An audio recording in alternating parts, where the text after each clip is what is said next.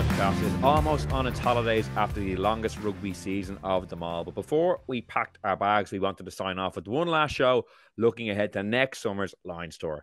Andy Farrell will lead the squad down to Australia, and on tonight's episode of the podcast, we will select our 23 for the first test as things stand today. I'm Will Slattery. I'm delighted to be joined by Cian, Tracey and Luke Fitzgerald for our final chat of this season. And lads, it's not the easiest task picking a Lions 23 to so many different permutations, but we actually came to a broad consensus on a lot of positions. I thought the best way to do this is go down through the different parts of the team and we can just kick around some of the talking points. We'll start with the front row. And myself and Cian both went with an all-Irish front row of Andrew Porter, Dan Sheehan with an asterisk, and Tyg Furlong. Obviously, Dan Sheehan having suffered that ACL injury.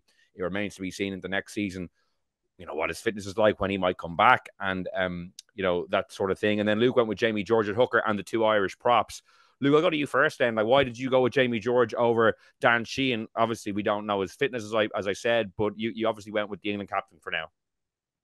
Yeah, I did. I think there's probably like obviously a bit of a question mark there. I think just over the kind of fitness side of things. I really like Jamie George. I think he's a really popular guy. I think he's an excellent player. I think his throwing is probably a bit better than the two Irish guys. And might just have an edge over Kelleher maybe at this point. But that's probably harsh too. Like, I'm a huge Kelleher fan, so probably did it just to be a little bit different because my team has a fairly Irish flavor to it at the moment. Um, but yeah, no, just went because I like everything about George. I think he's a big leader as well. And he'd be kind of an obvious captain if he's starting. So that's why I went for him. And plus, he's an excellent player and a good scrummager by all accounts. Yeah, to be fair, he had good success in previous Lions tours. He was there in 2017. He was there in 2021 as well. Cian, on Dan Sheehan, it's an interesting one. Like, if we're going by the traditional ACL timeline, there's a good chance he might miss the entire Six Nations, which is obviously a shop window, for the big shop window for Lions players. How much rugby do you think he would need to have played, say, if the squad announcement is in mid-April, to get in the squad? For me, he's so good that if he's kind of even going to be fit for late April, I'd still have him in my squad among as three hookers. He's that much better, I'd say, than the second best hooker in my opinion. Yeah, totally agree. Will, I think for things like this, injuries and maybe form to a certain extent, this is where it's really going to help the fact that Andy Farrell, your national head coach, is your head coach because he knows you so well. I think, you know, if Warren Gatland had been coach again, God forbid, I think those sort of decisions might be a little bit harder to go with you if the coach doesn't know you. And I agree. I think he is, even allowing for Will's points there, I think Dan Sheehan is comfortably actually the best hooker. I know we spoke last week on last week's show about, you know, the issues around the Irish line out and, you know, ironically about the Irish scrum as well. But here we are, we're picking the starting Irish props. You know, like, I think, you know, English listeners could shout Ellis Genge at loosehead, but I think Porter is a better all-round player. Scottish listeners could shout Xander Fagerson, but I think Tyg Furlong, even at this stage of his career, is a better all-round player. So yeah, that's why I went for the All Irish front row. But yeah, I'd be giving Dan Sheehan every opportunity he can to prove his fitness. We haven't had an update on, you know, the severity of the injury, how long he's going to be out for. I'm certainly no doctor, but I was maybe slightly encouraged by the fact that he stayed on in South Africa rather than flying straight home to have an operation, whether if he needs an operation, that is. Now, I know you kind of have to wait for swelling and all that to go down, but hopefully that was a bit of a chink of light in terms of a positive, that it won't be the sort of that the long end. And look, with the way modern science is and medicine and all that, you'd be hoping he can shave a bit of time off. But I don't think it's going to be the type of thing where Leinster or certainly Ireland will be rushing him back. It won't be until he's fully fit. But he does still have time, I think, Will, to make the plane. And if he is fit, I think he would be the starting hooker. I Luke, don't think just you should rush it either, guys. Having done the injury, like, I think the temptation is to go for the Six Nations, but I think target the back end of the Six Nations is probably a nice way to do it. And I think he's got plenty of big games with Leinster that I don't think he actually needs to do it. You know, do you know that kind of way? Because I think the Lions should be the target next year. I think, you know, Ireland, I think, still have enough with Kelleher, and you know, I suppose, yeah. No, well, would I be targeting Six Nations? Maybe I'm changing my mind as I'm saying it. I don't know, but I still think Ireland have enough. Um, without him, to not be panicking. He'll be a big loss, but yeah, he needs to make sure he gets it right, and we just won't know enough till he has. I mean, I think the cartilage damage always seems to be the key thing with the ACL, or if you've done something else alongside it. But if he hasn't, it's actually fairly straightforward in my experience. So hopefully that's what it is, because he's such a special player, isn't he? Luke, what should make a Keith's point there about the benefit of having Andy Farrell as the head coach, like having been selected for the Lions before? It was obviously Ian McGeechan, but do you think having that Ireland head coach, like the communication maybe between them, he'll know Dan Sheehan really well, and not just for Dan Sheehan, but for other players in the Irish setup who are in contention? It'll be a massive tiebreaker to have the head coach in your corner, at international level. I don't think personality wise it is, Will. I think where it really comes in your favor is that you'd have to think Andy Farrell is playing the way he wants to play the game at this stage, and I think, what do you go back to when you're trying to implement those things in a really short period of time where there's massive, massive pressure? It's going to be guys who do it for you week in, week out, and who you don't have to retrain all kind of habits. It just so happens he's coaching the team that are playing the best as well. So you'd have to say at this point that the Irish guys will probably make up a good portion of the touring party, unless there's a complete collapse in next year's Six Nations. So, there's a couple of things that are vying in their favor. I don't know if it's communication necessarily, Will, although I do get the point. He just seems like a guy who's a great communicator anyway. So I think he'll be able to build relationships quite quickly, and he'd have relationships from his time in England and all that kind of stuff as well, I think. And from being on previous Lions tours, there's some guys who there'll definitely be a bit of crossover with. So I think he'll have that with everyone. He seems like that kind of guy, and he'll be visiting the camps, throughout kind of the year, and probably not, sorry, not November, but obviously during Six Nations and that. So don't really foresee that being an advantage. Definitely how the playing style, I think, and knowing what he'll get from certain crew of players. I think that always edges a few more of your own players into the squad, Will. Just that level of comfort. So yeah, that's where I think it plays to your advantage. Oh yeah, it certainly helped the Welsh players over the course of Warren Gatlin's. Unbelievable, yeah. Over the course of Warren Gatlin's couple of tours. I'll go to second row next. I went with George Martin and Joe McCarthy as my starting second rows. Cian went with Joe McCarthy and Maro Itoje. And Luke went with James Ryan and Maro Itoje. So a bit of crossover between the three of us. Cian, what was your thought process with the two guys you went with? What I will say is there was a few sort of positions where I didn't really have to think too hard from this juncture. This was certainly one where I think like the competition is ridiculously good. And as I was picking Joe McCarthy, I was kind of thinking back to Twickenham, which isn't that long ago, when George Martin was absolutely outstanding.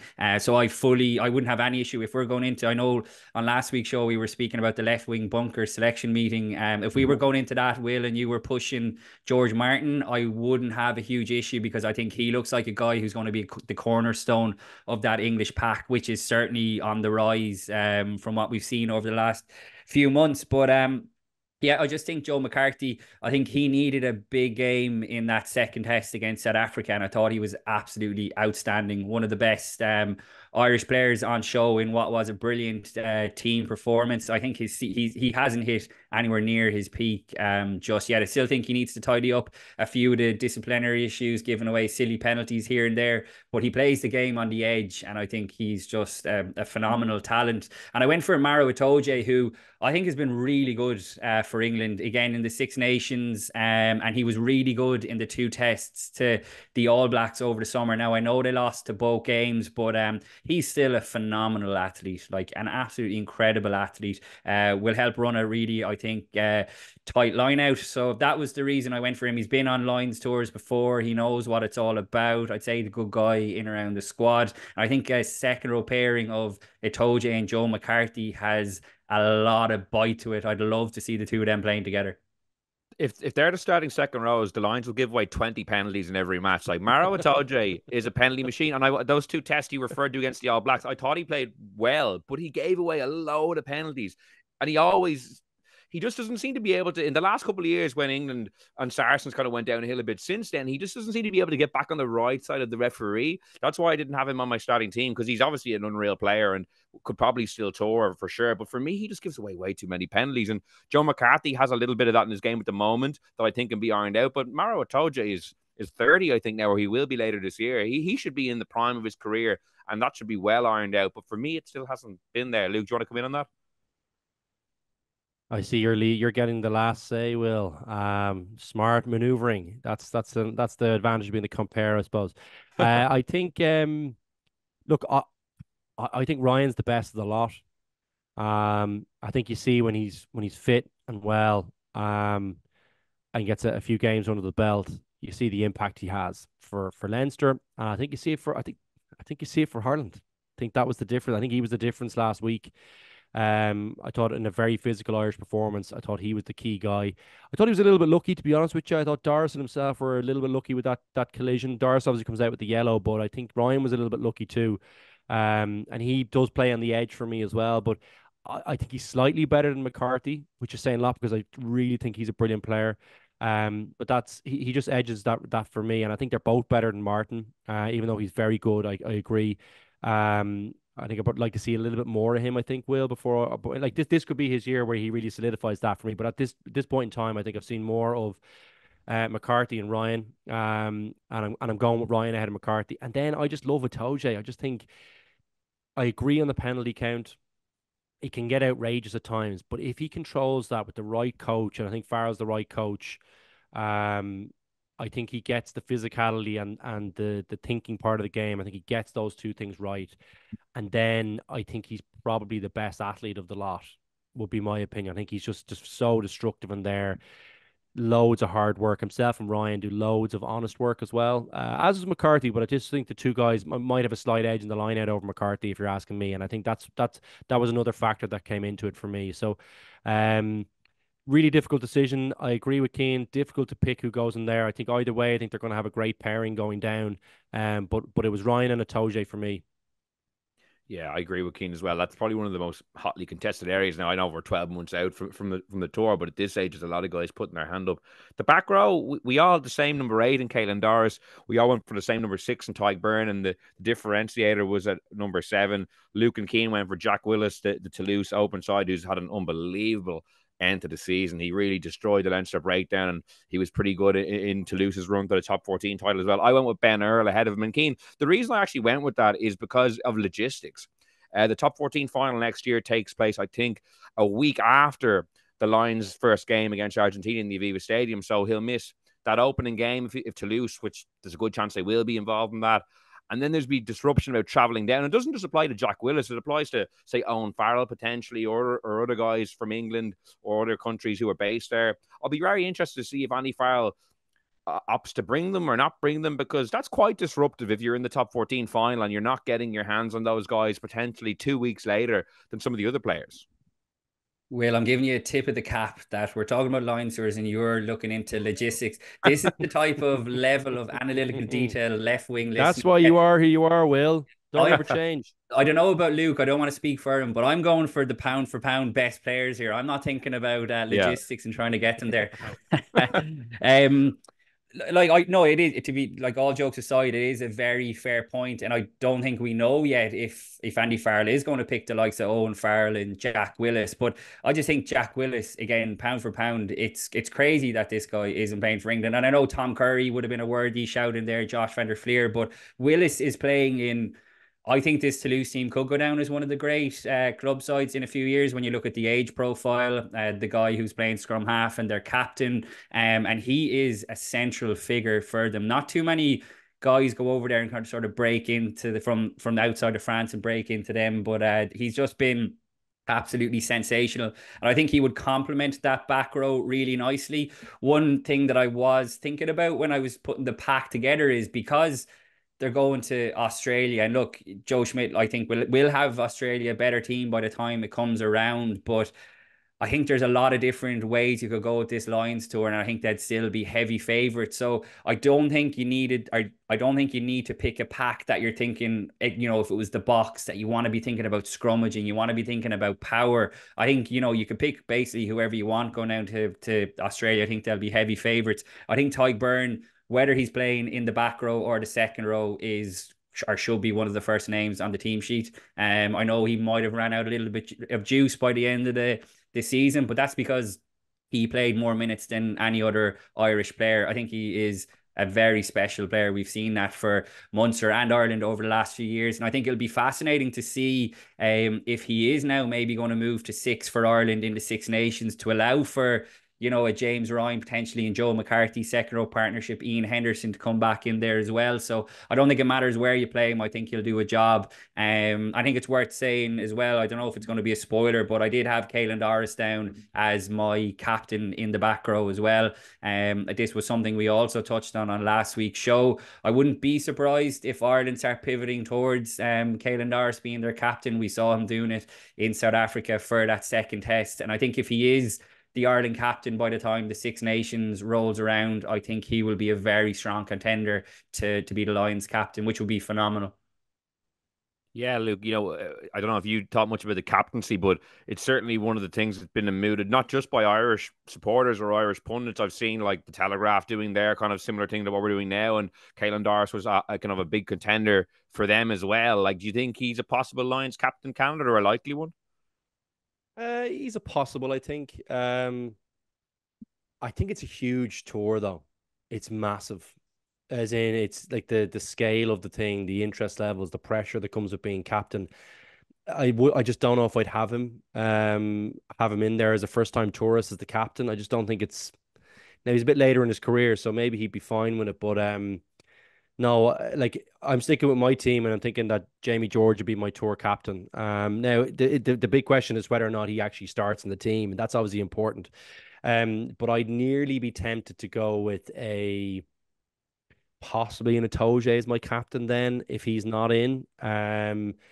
Or if you go with Farrell at 10, So I think the leadership question is kind of important for them to answer, but I just don't know if I'd give it to Doris at this stage. Now, maybe if he's captain for November and Six Nations, he should, you think, okay, well, this guy's able to do it. He's fairly polished and he'll be able to deal with the media scrutiny and still play great. We wait and see on that one, Will. At this juncture, given the 15 that I've picked, George is going to be my captain. In terms of the back row, Doris picks himself. Unbelievable player. Wish he'd be a little bit tidier around his discipline. I still think he could be better there. But he's an awesome, awesome player. I love watching him. And I think he picked his game up, just at the right time, I think. He was great in the final, I thought, for Leinster. Haven't had only an okay season. I think his Six Nations was unbelievable, if I'm being completely honest, Will, after the French game. But look, I just think he's an unbelievable talent. And he's got everything. So Doris is in my team no matter what. Byrne, I just think he needs to be in the team. I agree. Love the line out option. Love the bit of the ability on the ground. I think himself and Willis for me are going to be an absolute nightmare. And I've picked Willis because aside from some of DuPont's performances, which I'm pretty sure you could pick nearly every match that the guy plays, I think Willis's match in the final against Leinster was probably only topped by this season by Peter Seftotoy's final World Cup final performance. I think that's the only back row performance I've seen that's been better than that one. That Willis performance in the final was unbelievable, and that's against like pretty much an Irish pack. So call it the second best team in the world, really. So he's in my team for that reason. I think we're going to have plenty of attacking ability behind the ball. That if we have someone who can fetch it for us alongside, Doris, Itoje and Byrne, we're going to be dangerous, So, that's why I have him in the team, Will. Yeah, just to ask you both about it, I'll go to you, Cian, first, kind of the Jack Willis route, because I find it really interesting that, he's sacrificed his international career for the medium term. And I don't think anyone could look at that and say it hasn't benefited him massively. Like, he's playing out of his skin. He's won back-to-back top 14s. He's won a Champions Cup. And I'm interested to see that more players don't do this, opt to take 2 years out of international rugby. If you're from Ireland, it's the same rule as in England, and go to the creme de la creme of European rugby. Now, I know maybe it's a little different in Ireland. Leinster are competing at the top end, maybe not like some of the English clubs at the moment, but I am fascinated that he opted to re-sign with Toulouse after that initial season. And boy, has it paid off for him. We're talking about him as the Lions test starter. And, obviously you'd like to have all your players playing in their home country, but as a kind of a personal thing to do, I think it makes a lot of sense in some cases. Certainly it did in this one. Yeah, I think the cards fell nicely though for him. Sorry, not nicely because obviously his club Wasps went bust, but you know what I mean. The move was almost forced upon him that Toulouse had a spot in their back row. He went over there, like you said, Will, got a taste for it, fitted in, and then had the option to stay. So I think the circumstances around that were a little, unusual, exceptional, if you want to put it that way. But the fact he's gone over there and been such a success, of course, if you were an English or an Irish player, you could be looking at that. But again, he's playing in such a brilliant Toulouse team that obviously that helps. If he had gone for a middling top 14 team, this again, the circumstances would be very different. And I suppose like we speak about it a lot from an Irish context, about where players' ambitions lie in terms of what they want to achieve. And maybe he looks at it and going, it's worth sacrificing my English career at least for a few years. And if I do miss out on whatever it might be winning a Six Nations, I'm playing in one of the best club sides in, like I just said, that will go down as one of the best club sides around, hugely successful, a beautiful part of the world to live, rugby mad town. Like there is a lot to be said for it, but I don't think that means that things would work out as well for other players if they did. Of course, like it's a risk and reward kind of thing. And also, Jack Willis is an exceptional player that has to be sort of counted in as well. So I don't think it's He's as kind of the easy. exception, Keane, isn't he? Really, in A terms little of bit, like yeah. that, like he's Like found himself, as you said, in the perfect scenario as yeah, well. So and it might never have happened if Wasps hadn't gone out of business, So it was yeah. a bit unusual. But now that it has, I think Will's question is definitely pertinent and fair that, even regardless of the circumstances, maybe other guys who are in a similar scenario, not competing at the top end of Europe, might look at it and go, yeah, if a chance it opens up there, why not? Look at how well Jack Willis did. I would say though as well, just to temper that, like I think like it will count against him at selection time that he's not playing international rugby Mhm. because there is a huge difference even between an Ireland France, an Ireland England match, even to a certain extent maybe the Ireland Scotland match. Um, they are all still a bigger intensity than even the Heineken Cup final. Seriously, maybe not that Heineken Cup final, but sorry, probably is. It actually probably is. People go the intensity that people come in to play. The physicality when people are put on their national jersey. It just I can't explain to you. It goes to another level than anything you can experience. So he'll be behind the curve to an extent.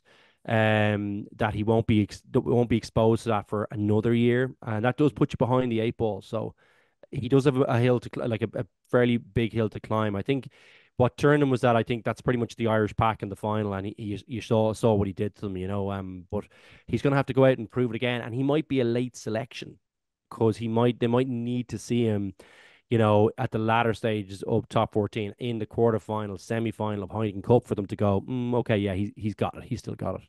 I think that's a very, very valid point. And I totally agree with you, Luke. I think maybe just one slight thing to add to that is that, again, we speak about this in an Irish context about how Andy Farrell views certain players. It wouldn't surprise me if he looks at the way Jack Willis is playing, and if he's able, that is the big thing, if he's able to maintain and maybe even go to another level next season. Andy Farrell is the exact type of head coach who could go, you know what, I'll have a bit of that. I understand he's not playing international rugby, but again, I'm going to make my own decisions. So I think in Willis's favor, he does have a head coach who thinks outside the box and not afraid to go against the curve in that regard.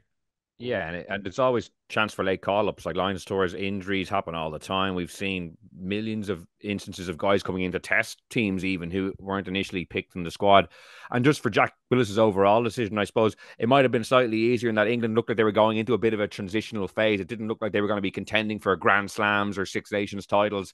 Potentially a little bit easier then to make that decision to stay away for a year or two when that's the case, other than say in the Ireland context at the moment when they've won back-to-back and look well, placed to maybe go again next year. We'll go into the halfbacks now. We all picked Jamison Gibson Park. You two lads picked Jack Crowley at number 10. I went for Finn Russell. Luke, so you obviously think Jack Crowley's prime for a very big season. You're shaking You your head. never learn, Will, do you? You never learn. You never learn. And you keep talking about Scotland and how they always let you down. You just Well, you know what? It's funny with Finn Russell. When Johan van Graan came into Bath, we wondered how they would coalesce together because on paper they seem to be complete polar opposite characters. But I actually think van Graan has had a good influence on Finn Russell this season with Bath and with Scotland. He was better with Scotland this year, yeah. He wasn't doing as many like mad things. He was still doing a bit of flair and a bit of skill, but it did seem to be tempered a bit. So I wonder if Johan van Graan did actually kind of sand off some of his more crazy impulses. And I was actually quite impressed with what I saw from a club level and international level this year. So that's why I went Finn Russell. And I also think Jack Crowley still has another step to take before I put him in as a Lions test starter. But you both obviously felt differently. Luke, what do you think you're expecting to see from Jack Crowley between now and then that'll give you confidence he could take that number 10 jersey? Look, I just think he's got a really nice head and shoulders. I think he's the perfect kind of 10 for me. Good tackler, has a bit of a running game to him as well. I think he'll get better next year is probably a big part of it, Will. I'm not just judging him on this year, even though that's probably the criteria. Although I have picked Jamie George, who I think, that's probably a You can make our own rules. That's probably based on the situation next year as well, rather than probably just right now, if you know what I mean. So maybe I've had already a selection in there where I think this is what's going to happen next year. So a bit of kind of a projection, but I just like Crowley. I just think he doesn't try too hard. I think he needs to improve his kicking off the deck. I think he misses one or two more than he should. Only one or two more, but it is a big difference at international level. And I think I'd like to see him have a little bit more flair from time to time. I think he could. I think he'll get that as time goes on and he gets more comfortable in the 10 jersey. So yeah, I'm expecting big things from him next year, and I think he's the guy I think continues to stay quite clear ahead of everyone else in the race for in terms of the Irish 10 jersey. And I'm expecting a big season for him, and I think he'll be the 10 for the Lions off the back of another big season. Yeah, Cian, Jack Crowley's piece in this is very interesting for me because Andy Farrell, obviously, after the Lions tour, will be going back to Ireland. He'll be gearing up for a World Cup. Jack Crowley's going to be a key man. So I can see Andy Farrell really trying to nurture Jack Crowley, provided he doesn't get injured and or have some massive tail off. Of all things being equal, like that, he'll want him to play a big role because obviously he's the Lions coach, but he's also the Ireland coach as well. You never really take that hat fully off. So he's going to want to keep Jack Crowley developing and getting better and better. Like, it's going to be a funny act to juggle because I think it could break in Jack's favor as a result of that. You're not suggesting that the Lions... Cian, that's like positive cynicism, isn't it? Like, it's like two polar opposite things where like they're counteracting each other, aren't they, Will? Well, I was just going to say the cynical side, and you're going, he'll have a bit of he'll have his own kind of, his own little ship that he needs to be kind of paddling to and making sure the Irish thing's okay. But, it's also his son as well. there is never any biases in Lions selection, Will. You know this. We've seen it over the years. There's never any biases. Yeah, no, that is a very fair point, Will. And because 10 is such a key position, like, in any team, especially for Ireland, I think that could be part of the thinking. This was one of the positions where, like, I did have to think about this a lot. I think guys like Marcus Smith is going to be in the mix. George Ford could come back. I'm a big fan of Finn Smith. I don't know if he'll be the starting test line next year. He's obviously got a bit of traffic and a way to go, but I thought he was exceptional every time I saw him for Northampton last season. And I wouldn't be surprised if in time he becomes England's starting 10. Finn Russell, yeah, look, it would be fun to see him playing with James at Gibson Park. I think they could really light it up together. But I think the biggest compliment like any of us can pay Jack Crowley over the last year since the World Cup is that even on this podcast, very few times have we mentioned Johnny Sexton, which I think is an absolute testament to how well Jack Crowley has stepped into, such a legendary figure's shoes. It hasn't been perfect by any means. It was never going to be. But Ireland won the Six Nations and then went down to South Africa and won a test down there with Jack Crowley pulling the strings. Obviously, Cian Frawley delivered the magic in the second test. But Jack Crowley is so central to running Ireland's attack. And as we've discussed a few times on this show, Andy Farrell clearly has a massive say in that with Ireland now. And I would imagine, even though he will bring in an attack coach with the Lions, it's going to be his framework. So who does he want running that? Is it the guy who he works with regularly with Ireland? I would say he has a massive chance of being in there. But I do agree with a lot of the points that Luke made. I don't think that Jack Crowley is the finished product by any means. I don't think he's an automatic selection by any means. I think he needs a big season, obviously, for Munster next season, particularly in the Champions Cup. You know, that was a big disappointment for Munster last season. And he needs another big Six Nations to build on what was, I would say, an excellent first year as Ireland's starting 10. So I think he's still got a way to go, but that's what gives me encouragement that he still has those couple of steps that he could be the starting test 10. Yeah, I think 10 is going to be one of the really interesting talking points, and not just the guys who will be playing international rugby, but as we mentioned a couple of shows ago when Rudd was in studio with his own Farrell, and that whole kind of layered dynamic of Andy and Owen and father and son, and Owen Farrell playing in France as well. That'll definitely be one to keep an eye on. We might move into the centre now. You know, at number 12, we all went with different players. I went Bundy Aki. I think Cian, you went with Tui Pilatu from Scotland. Lugie, you went Robbie Henshaw. But at number 13, we were all in agreement, and it was Garry Ringrose. And I actually think it's a pretty big year for Garry Ringrose, Luke. You know, he missed out in selection in 2017 with the Lions. He missed out in 2021 with the Lions.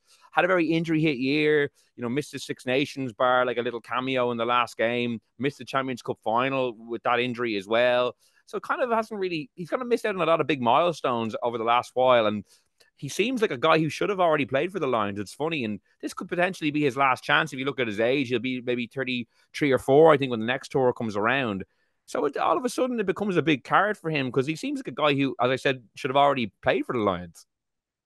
Yeah, and like Hugh Jones is probably his biggest competition. He probably is, you know, and I think he's a real attacking threat, isn't he? Like if he goes through against anyone, he's very hard to stop. He scored some great tries and set up some good ones too. But I just think Ringrose is kind of teak tough, smart rugby player. Like when he's not kind of going kamikaze defense wise, you know, I think he's a leader too. You know, and he could be a captain.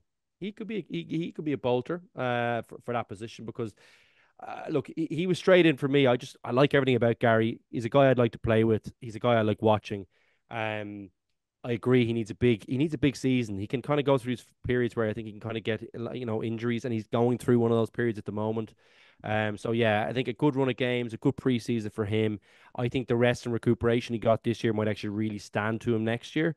And I think he's kind of primed for a big season for me. So yeah, lots of reasons why I like Garry. I think he's, you know, Hugh Jones, as I said, still excellent player, had a great season. But yeah, Ringrose edges that one out for me. In terms of 12, I think we're blessed with great 12s. I will say that. Tui Pilatu's the you know, excellent player. I thought he was really finished the season so well with Glasgow, but he was big in the Scotland jersey too. You know, he's a real handful, obviously very physical. Bundy was unbelievable in the World Cup. Just didn't see enough of him after it for me. I went with probably a personal preference, which is Henshaw 12. I just love Henshaw 12. I just think he's so Seth and Garry, like I mentioned, Teak Tough. But I probably should honourable mention to Osborne too. I think he's been so good this year. But he's obviously our fullback in Ireland. So yeah, he's couldn't pick up for the centre in the end, given how well he played in South Africa fullback. But I look, a Henshaw for me is just it's probably a preference thing. I think if you're going on form, you might. Although he finished the second test so well, you might say Tui Pilatu on form if I'm being completely honest. But for me, next season, I'm going Henshaw. If I'm in the trenches, in the big matches, he's the guy I want. So yeah, it's Henshaw for me. One of the fascinating things about the centre, Cian, is that like a lot of it will come down to, I suppose, the Ireland pecking order. Like they're going to have a real battle at Ireland level to get into the team and then showcase themselves for Andy Farrell, who obviously knows them all very well. And there could be a case if all three of them go. You know, I do wonder if this is the year Bundy Aki maybe slows down a little bit, because as to Luke's point, post World Cup, he had a good Six Nations, to be fair, but in and around those periods, didn't play a whole lot at club level. You know, didn't play the second test in South Africa, didn't have a great first test. I think he'll be 35, I think, by the time the tour starts. You don't see that many 35-year-old centres starting at international level. So I'd be interested to see if he can recapture the heights of the World Cup. He's definitely touring. He toured in 2021 as well, obviously, but he might have a fight in his hands, obviously, with Robbie Henshaw there as well. So that'll be a very interesting battle over the course of the season. Yeah, and you look at the way Bundy plays the game in terms of how physical and aggressive he is. Like those miles on the clock, I'd say, count for a lot more than other players. He puts his body through the ringer, and yeah, like I think Connacht fans will certainly be hoping they'll be seeing more of him next season, because it's a big season for Connacht, and he is absolutely their talisman. They could really do with seeing him more often, but that's going to be something they're going to have to manage. Obviously, he's on a central contract and things like that. The most and again, I agree with a lot of what the points that you guys both just made about the centres. I think it'll be fascinating to see if Andy Farrell goes with a tried and tested combination, either the Scottish or the Irish centres, or he actually tries to mix it up a little bit. Because I don't know, I think part of the lines, and certainly from a neutral spectator, even a journalistic point of view, is seeing how well these guys gel together. Like, I know how good Robbie Henshaw or Bundy Aki are with Garry Ringrose.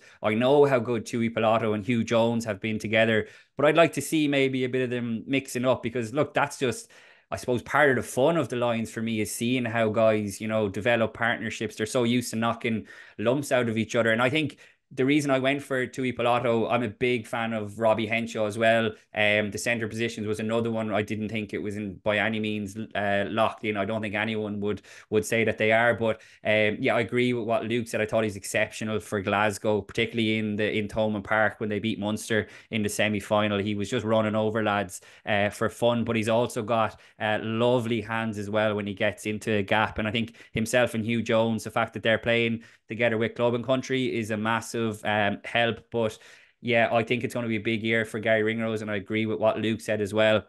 You would hope that, I would throw James Ryan actually into this category as well. The fact that they missed so much rugby last season, you would hope that karma or whatever it is works back in their way next season, and it actually stands for them to have more of a run in it. And Will, I'd go back to a point that you made. I think it's mad that Garry Ringrose hasn't played for the Lions yet. He just, everything about the guy, in terms of how he carries himself on and off the pitch, how he plays, how he leads, how he speaks, like, to me, like, really does speak to what a Lions test player is. I think we've seen that Andy Farrell really trusts him as well when he is fit. So I think he's in with a great shout. And while, like I said, I'm a big fan of Robbie Henshaw, I'd love to see Tui Pilato and Ringrose together.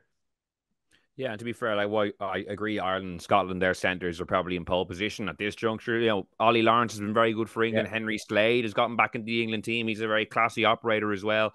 So it's not just, between those two countries. It's a pity I don't think we're going to be mentioning a Welsh player at all over the course of the podcast. And at this juncture, it's hard to see where they might squeeze somebody into the 23. They might get a couple of guys into the squad, but they need to improve, I think, a good bit over the next, 8 to 12 months. Jack Morgan will be a shout, I think, Will. I think Jack Morgan would be a shout if he gets back fit. But like, I did a 23 and I don't have a Welsh player in it. Yeah. And obviously that's not, try not to keep like bias out of it and stuff. But I think you just look at their form. It's very hard at this juncture to make a case. Yeah, I think Dowie Lake, to be fair, out of hooker, is a good player as well. I think, if it could be a case of him squeezing in one of the hooker positions, and there's still a lot of rugby to be played between now and then, so there's plenty of opportunities for people to force their way in. Okay, back three now, and we are actually all in agreement. I made a late change because I actually, having looked at your guys' back threes, it kind of convinced me to make one swap. We all had Hugo Keane in the full back, James Lowe on the left wing, and Emmanuel Faye-Waboso on the right wing from England, who's been one of the breakout stars in the back half of the season. Luke, why did you go with that back three? And where is Jamie Osborne? Yeah, no. Hugo Keane's finally out of the doghouse. Because I think Keane is the best fullback in the world. So he's in. It's a no-brainer for me there. Quality operator. He's got it all. Very fit, good tackler, great ball handling ability. Because I think I'm picking a fairly, like, they're, no matter which centre partnership is in there, they're kind of all physical. They're all kind of runners. They're all floaters. They're not pre-contact guys. So I like having Lowe in there, which is another reason why Lowe is in there, because I think he's got lovely, like, kind of beautiful hands. And I think Keenan has that too. So it opens up the pitch for me, Will. So that's why those two guys are there. Plus, you've got like a nice kicking game with both of them, and they're both pretty solid under the high ball. And then look, I just think you have to have Faye-Waboso in there, just because you're going to need some finishing. You're going to need a bit of je ne sais quoi, which I shouldn't associate with an English player, but that's that guy who can break the game wide open for you from nothing. I think you might need that in a Lions tour where a team mightn't gel so well. It's not going to be, you mightn't completely even though we all at this point it looks like they will overpower the Australian team. But let's give a bit of credit to a team on their home soil, coming together with a very organized coach who'd be very, very physical, with a team that doesn't know each other unbelievably well, will have 4 weeks to come together. So it might not be that smooth, and you might need a John Bentley moment. And that's why Faye Wabosi's in for me there. Could easily have gone with. I'm not a massive Van der Merwe fan because I think he gives away as much as he gets, even though he's a special talent going forward. But he's a complete liability in defence. But Lowe isn't unbelievably strong there too, I don't think. I just prefer more of Lowe's game. I love his kicking game and that. I think Hansen comes back in for a big season. He's a special player. Um, and he could push, but I think just for pure athletic ability and game breaking ability, it's going to be Wabosi for me. So that's why I went there, Will. And one guy who I didn't massively rate until this year, but like Jack Willis, I thought he was sensational for Toulouse, was Blair Kinghorn. I thought he had an unbelievable end to the season. What a finish to the season. Yeah. Unbelievable finish to the season. But again, like, not to be spoil sport and look at the logistics too much, but Toulouse, the better Toulouse play next year, the more difficult it might be for himself and Jack Willis to force their way into the squad. But I think on form, I would definitely have him in the line squad. And I originally had him as number 23 before I consulted the fixture list. Cian, anything you want to add in the back three? Yeah, I think Blair Kinghorn is a great shout. He was the best fullback on show in that Champions Cup final. He was exceptional, really, and probably has proved a lot of people wrong, including myself, I have to say. I think when I saw Toulouse signing him, you were kind of going, but they clearly believe he has a higher ceiling than what we've seen with Edinburgh and Scotland, and that's not to do playing justice. 10 didn't help him though, Cian. Sure, it didn't. I don't think. No, yeah, exactly. That kind of messed him around a bit, didn't it? Yeah, totally. And he's been brilliant. I think it's a great shout, Will. What else would I add? Yeah, I think Faye Boso has been electric since he's broken through. He's a guy that you would pay to watch, puts bums on seats, as they say. I think the left wing is open unless they're going to shoehorn like Faye Boso onto the left. And I think a guy like Tommy Freeman has had a brilliant season. We're going to be interested to see how he goes with England. So I think England are going to be very good in the Six Nations next year, which is going to totally shape Farrell's thinking. And when we're inevitably doing this, how many more times before the squad gets picked? But I like Luke's shout for Mac Hansen. What a story that would be if Mac Hansen gets back fit and goes home to Australia and plays for the Lions. That would be a really, really cool story. And we've seen how important Mac Hansen is. He's probably become the forgotten man a little bit for Ireland because he's been out for so long, but he is essential in that attacking system. And if we think that the Lions are going to look to play something similar if he gets back and playing well for Connacht in Ireland, because I do think he will come back into the Ireland team when he is fit, as well as Calvin Nash has done. I just think Mac Hansen gives you that little bit of X factor. And again, if we want to see the Lions fun and more of that, I think Mac Hansen is exactly the kind of guy you want in your team. He's got that ball playing as well for you, Cian, doesn't he? Like, I think he takes massive pressure off your halfbacks. I think it's so nice to have him. It's kind of a bit like Lowe to a certain extent. Just opens up the pitch and Keenan. That's been a real strength for Ireland. I don't think they have, like, Lowe probably has the game breaking ability. Like, if he's away, he's very hard to stop because he's so big and strong too. But Hansen doesn't really have that. He's just like a really good rugby player. That kind of way, smart, never in the bad position. His defense has gotten really good. Nice kicker of the ball, great catcher. But the passing ability, like, wherever he finds himself, he's an asset on the pitch, if you know what I mean. So, yeah, it's tricky one, isn't it? You're going for, like, I think Wabosi, we probably went for the same reason for Wabosi, but like, Hansen, like, he's just a really good rugby player. It'd be hard to leave out, wouldn't he? Yeah, you can see that Hansen played 10 when he was younger because he kind of plays like a 10 who's on the wing. He's hungry to get on the ball. He makes things happen. He's been a key part of Ireland's success. And like I said, I think it would be a class story for him and his family if he goes back home with the Lions. Yeah, to be fair, I think we've made a good stab at a first go at it, given it's 12 months out and there's about 50 matches we'll be watching between now and then before the first test selection is ultimately chosen. For now, I'd like to thank Cian and Luke for joining me, not only this week, but all throughout the season on the Left Wing podcast, and to Rud, Sinead, and everyone else who's pitched in over the course of what's almost been a full 12-month year. It's taken World Cup, Six Nations, Champions Cups, and now we're even looking ahead to another Lions tour. I thank you to everyone who's listened over the course of the year and watched us on YouTube, all our fans in South Africa that we made over the course of the summer tour. and everything else. It's been a brilliant year of rugby. We can't wait to come back to you in the not so distant future. But for now, we're going to take a little bit of time off. Hope everyone enjoys our summer. Thanks to the lads for joining me this week and everyone else. Goodbye.